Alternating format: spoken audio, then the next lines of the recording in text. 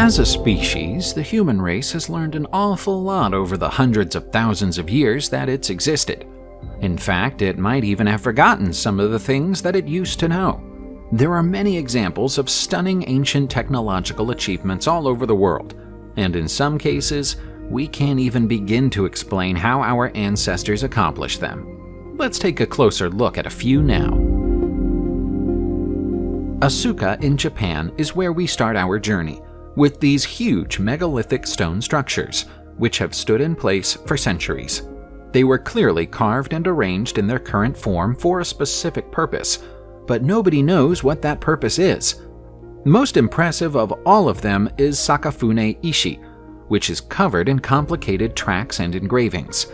Also worthy of note is Masuda Uafune, which is 36 feet long and nearly 17 feet high, and seems to have been carved out of a lump of pure granite.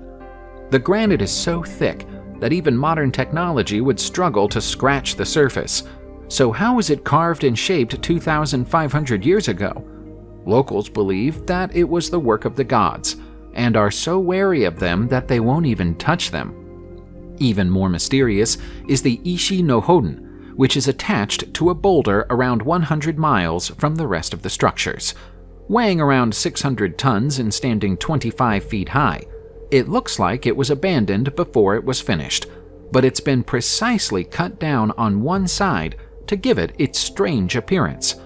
Whoever built it moved 500 tons of rock and carved it into shape without leaving a trace of a chisel or pickaxe on the surface.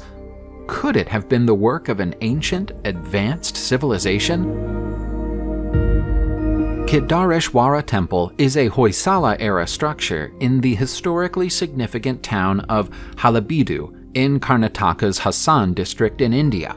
It is a short distance from the well-known Hoysalaswara Temple.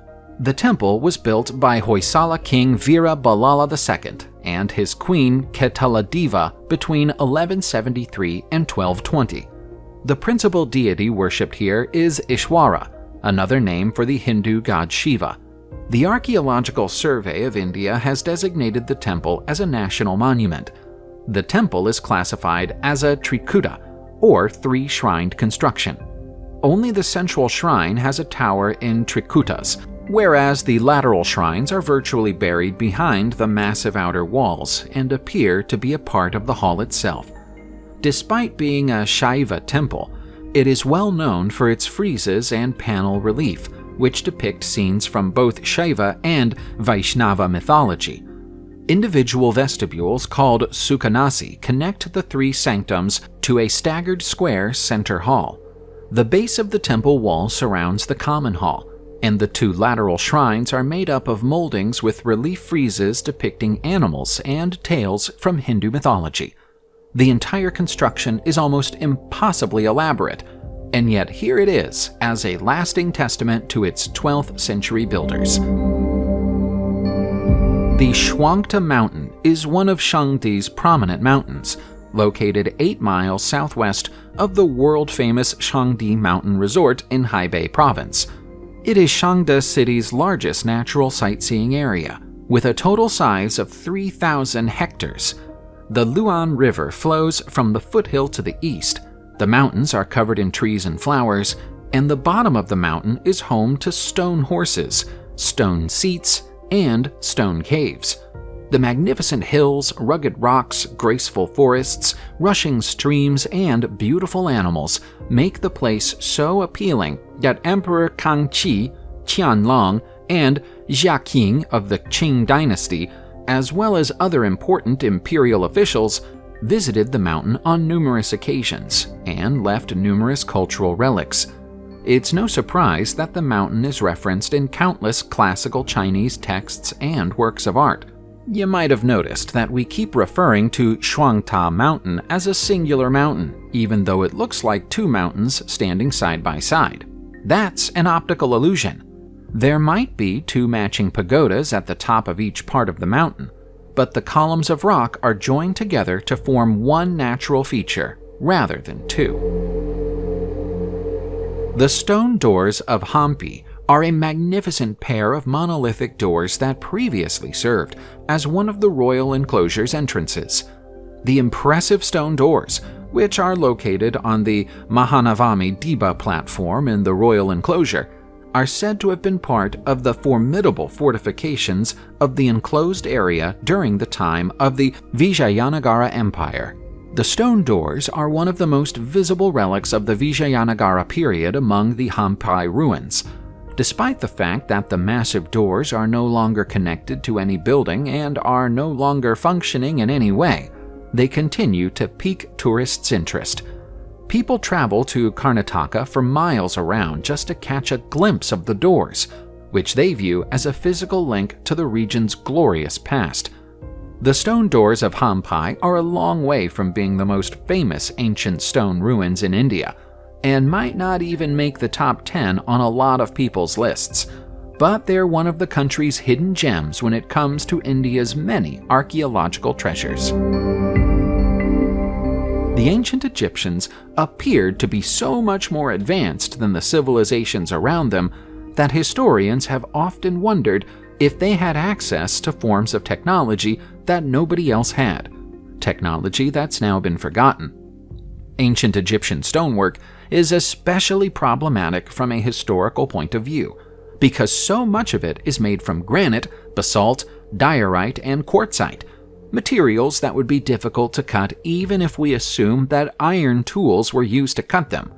We can't make that assumption though, because iron tools didn't exist in Egypt until around 2,700 years ago, which raises the question of how the older stone-cut monuments could possibly have been created.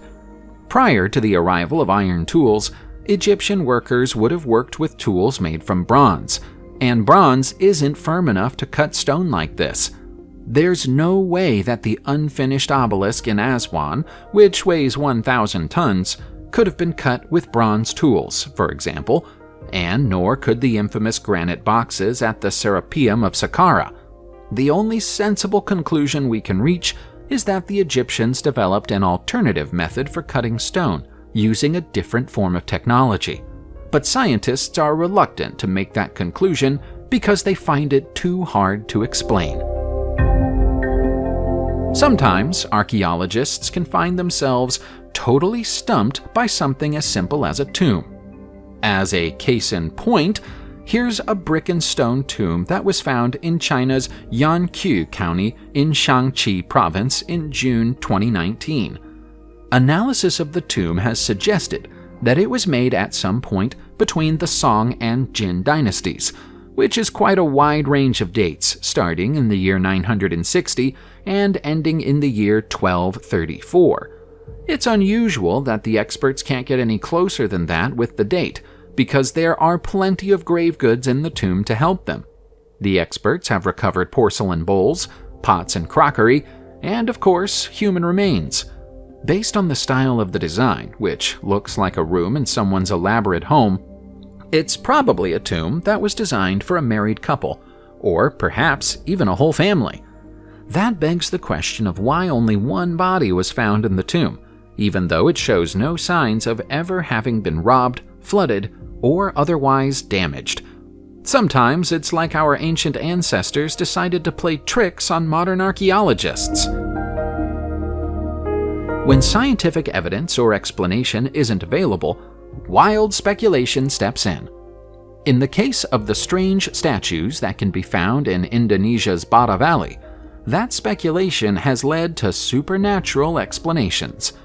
Bada Valley is home to several hundred statues and other megaliths, which date back to prehistory. It's clear that this was once a densely populated area, but now it's a tiny isolated village that is unknown even to the majority of Indonesian natives. The giant statues are vaguely humanoid, but without inscriptions to accompany them, we have no idea whether they're intended to represent gods or people. Bizarrely, nobody has taken the time to date the site accurately, so theories range from it being 1,000 years old to it being closer to 5,000. The villagers are quite used to the statues, using the land around them for farming, and many have their own stories about how they came to be there. Some say that they're criminals, turned to stone as a punishment. Others say that they're imbued with magical powers and ward evil spirits away from the land. It's not necessarily true to say that the larger a tomb is, the more important the person inside it must be. But that must have been a popularly held belief in Iran at some point in the distant past. The site of Nakhshi Rustam is absolutely enormous, and yet this rock-cut necropolis contains the tombs of only 4 ancient Persian kings.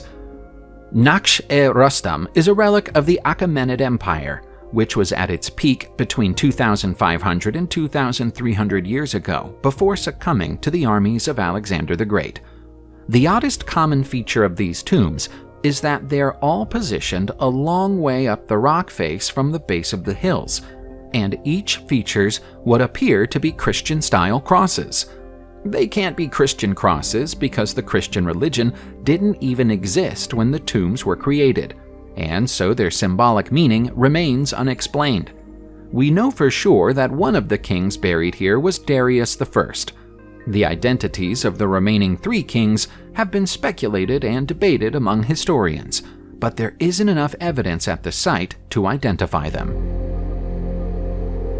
Barren Temple, also known as Throne of Bilquis, is a Sabaean temple near Marib, Yemen, devoted to the god Al-Makkah. The temple is west of the Temple of Awam, which is dedicated to the same god. The 6 columns and the sacred well in the courtyard are the principal elements of the construction. Only 5 columns were known to exist until the 1988 excavations, but the ruins of another were unearthed during that effort. The temple is thought to be Yemen's largest pre-Islamic temple. The expedition of the renowned archaeologist and adventurer Wendell Phillips in 1951 and 1952 was the first to discover Barren Temple, but as we discovered during the 1980s, Phillips and his team didn't do an especially thorough job of excavating the site. The complex may have operated as a documentation center in addition to its religious purposes, as inscriptions chronicling important events in the history of the Sabaean state have been found on the walls. It's likely that we don't fully understand the temple's true purpose, and it's just as likely that we never will. There are incredible historical sites all over Peru, some of which date back thousands of years, so it's unsurprising that a few of them get missed by all but the most well-informed of visitors. Hardly anyone knows about the stone prison in the tiny town of Haquira, deep in the Peruvian highlands, but it's definitely worth seeing if you ever find yourself in the area. Nobody seems to know exactly when the megalithic prison was created, but the most widely believed theory is that it was used by early Spanish invaders who wanted to keep the Inca people out of the way while they stole all of their silver and gold. Some people even believe that enslaved Inca people were forced to create the prison themselves, but the sophistication and quality of the doors and chambers suggest otherwise. This may be a much older structure, one which the Spanish just happened to come across and decide to repurpose. The stone shaping technology required to create these openings in such precise shapes shouldn't have existed at the time they were allegedly made, and yet here they are. This could be yet another example of ancient technology that's been lost over the years. The Pourbajan complex in Russia's Tuva region is one of the country's most enigmatic archaeological sites. Its name translates to clay house in Tuvinian, indicating what it is made of, but not what it was erected for. This odd site, located on an island in the center of Terakol Lake, is a Uyghur remnant that was most likely constructed in the 9th century. It was previously assumed to be the remnants of an ancient fortress when archaeologists first discovered it, but additional research has revealed that the layout of the buildings and the rooms they housed is more consistent with the design of an ancient Chinese royal palace. Surprisingly, other than the buildings themselves, there is no sign of human activity in or near the site. This could indicate that it was constructed about the year 777 as a temple for Manichaeism believers. Tengri Bogu Khan, a follower of that faith, ruled this region in that year, but was savagely deposed 2 years later in a revolt sponsored by opponents of the religion. With Khan dead and the religion outlawed, any temple dedicated to it would have been considered unnecessary. There are dozens of places around the world that claim to be connected to the myth of Atlantis. One such place is the dramatically named Giant's Grave of Codu Vecchiui in Arzacina, Italy. Despite their grand name, it's unlikely that the tombs here were built for giants. Instead, it's believed that they're megalithic gallery graves, which were briefly used as public tombs and monuments during the Bronze Age. These particular megaliths were built by the Nuragic civilization, who lived in Sardinia a little over 2,000 years ago and survived until the 2nd century. Experts can't agree on whether the tomb's size meant that they functioned as mass graves, or whether the interior corridors were intended as representations of the soul's journey to the afterlife. The largest single stone slab here is more than 100 feet tall, so it's not surprising that some people prefer to cling to the belief that the graves really were built for giants. The connection to Atlantis comes from a book written by Sergio Frau in 2002, in which he claims that the Nuragic civilization vanished after a tsunami that left behind almost nothing other than these enigmatic stones. Subscribe to the channel, turn on the notification bell, and enjoy watching new videos on my channel. Thanks for watching, and see you soon!